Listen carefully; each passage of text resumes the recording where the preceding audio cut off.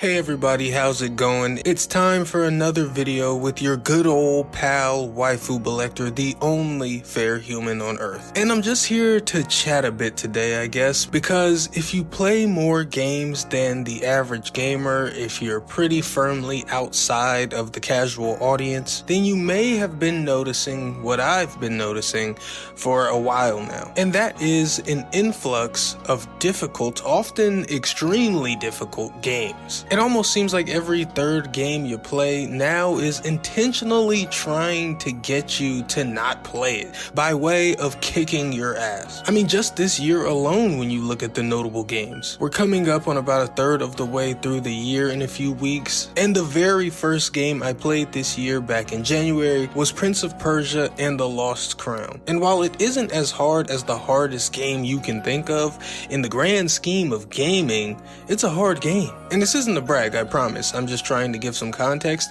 I'm pretty well above average at video games. That's not to say I'm the best gamer in the universe, I'm definitely not, but I tend to pick games up and complete them more easily than most, as I'm sure a lot of you do as well. And I only say that to point out that if I say or feel a game is hard, that usually means that most people are also gonna find it hard. But back to this year's games. Prince of Persia is a really great game, but also a fairly difficult one. Actually, kinda strangely difficult when you consider that this is a more budgeted game that was trying to garner attention for a bygone franchise of gaming's past. You know, you'd think that they'd want to be more inviting. But I think the fact that they ignored that only helps to point out the difficult game trend even more. But yeah, more recently in the year, just last month, we got Rise of the Ronin, a game that makes Prince of Persia and the Lost Crown feel like it's for babies. And beyond maybe a 7-hour introduction zone of some hard but manageable challenges, the remaining 20 hours of Rise of the Ronin just brutally hammers you to death in the most unfun way possible. Whatever though, I played through the whole thing. Deleted it immediately after I beat it, but I played the whole thing.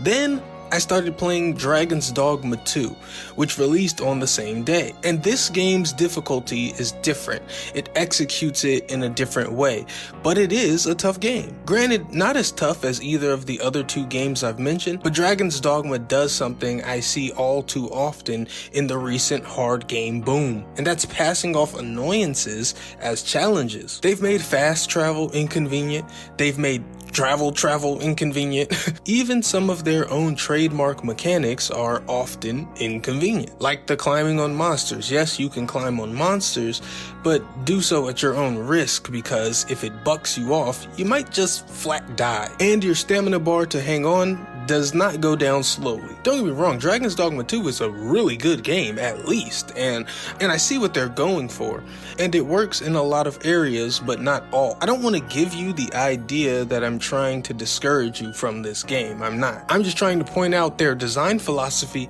and how it adheres to current trends. Trends like lack of direction, intended failure, and general world aggression. Now, as I'm recording this, we're still in early April, but later this month, a new game, Stellar Blade, will be released on PS5. You probably know this one because of the hot robot girl.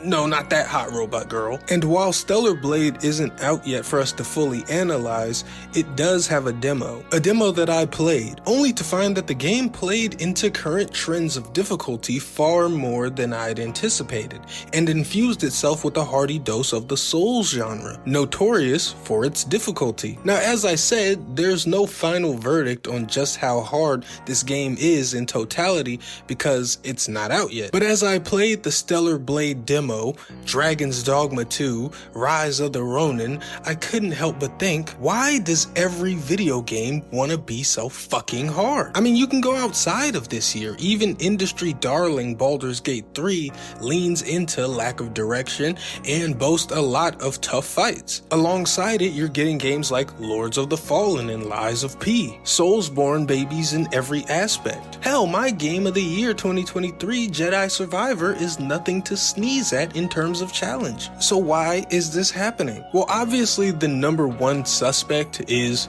Dark Souls, right? It's all Dark Souls' fault. Well, to me, it's a little bit deeper than people just want to copy Dark Souls. I mean, they definitely do, but there's more than that. I think there's a psychology to difficulty, and Dark Souls just happened to be the first guys to catch. Now, please don't kill me, please, FromSofters, I'm sorry in advance, but Dark Souls and FromSoft games have a lot of questionable design and gameplay elements. I'd even go as far as to say that some core tropes and elements they use are flat out bad. That's not to say that there isn't a good game there in totality, I'm just saying there are some pretty obvious flaws. However, the Dark Souls franchise and From Software as a whole reached its current level of success regardless, and that is because the right people got their hands on the game. People who wanted to share the game, and when others would say that this is bad or I don't like this, the people sharing the game would say, you just suck. You can't hack it. Just say you can't hack it then. There's nothing wrong with the game. You're just a terrible quitting loser. And eventually all of that dissolved into the toxic phrase, get good. And there's this thing that most people have where if you're telling them they can't do something, they then want to do it. But that's only one tier of the psychology. That's just how they get your foot in the door. Once you're in, you're gonna see, oh, this is hard. This is unfair. I'm not having very much fun. And the next phase of this challenge psychology is to put a boss in front of you embodying all of those things in hopes that you bang your head against it in frustration until you finally win. And when you do, a surge of happiness and confidence hits you.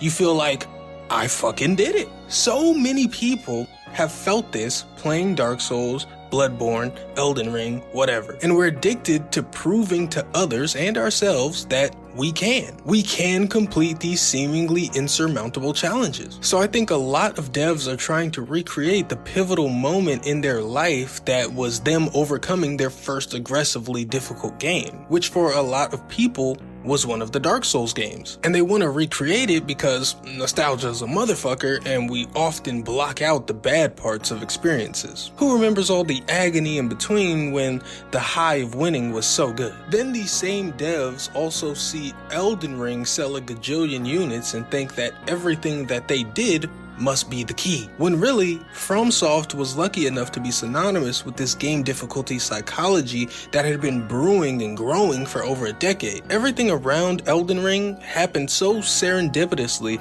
that it's impossible to recreate. It wasn't as simple as hard game equals money, yet that's what a lot of people see. So yeah, why is the difficulty / Souls boom happening? Well, for one, it's because Souls games made an impression on people who are now developers. So now they want to make the same impression without realizing it's very nearly impossible now thanks to how oversaturated with difficult games and Souls-likes we are. And the second reason is Elden Ring made a lot of money, and people think they can do the same by creating something similar to FromSoft titles. And the main attribute of FromSoft titles is difficulty. Why I don't particularly care for this difficult game trend and why I think it doesn't really strike a chord with me is that, for one, a lot of the time it assumes that challenge is the only reason to play a video game, when oftentimes you're not looking to be aggressively challenged. Sometimes you just want to relax. Sometimes you just want to feel powerful. Other times you want to be part of a grand adventure or a well-told narrative. And then there are times that you want a challenge. Often games are a combination of these reasons to play, and these hard-ass games certainly have their place. But currently, I just think there's a trend to favor the challenge aspect, and I don't necessarily think it's resulting in better games. Not that it's resulting in horrendously worse games either, but it's not having much benefit in my opinion is what I'm saying. But hey, we've seen other booms, we've seen them come and go. Although this one isn't my favorite, it won't last forever. The other reason I think this trend isn't my particular cup of tea is because the whole proving you can thing and the high of winning doesn't really apply to me, because I know I can. It's just a matter of, do I want to put in the effort to silence something made to annoy me? And I have, several times. I played Elden Ring, Demon Souls, Neo, Rise of the Ronin, Lords of the Fallen, Stranger of Paradise, and other difficult games. But I just think I got less out of it because I knew I could do it. I'm less proud of myself that I finished and more happy that it's over. To varying degrees, mind you, these games are not all of the same quality. But yeah, I guess that's it. What do you guys think of the difficulty boom / Souls-like boom? Are you enjoying it? Are you not?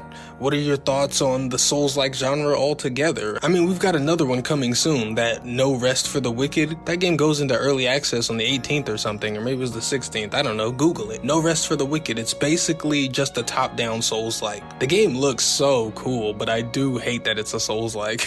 I don't know, I'll probably still give it a try. Talk myself into thinking it's not gonna be that tough. I'm a sick bitch like that.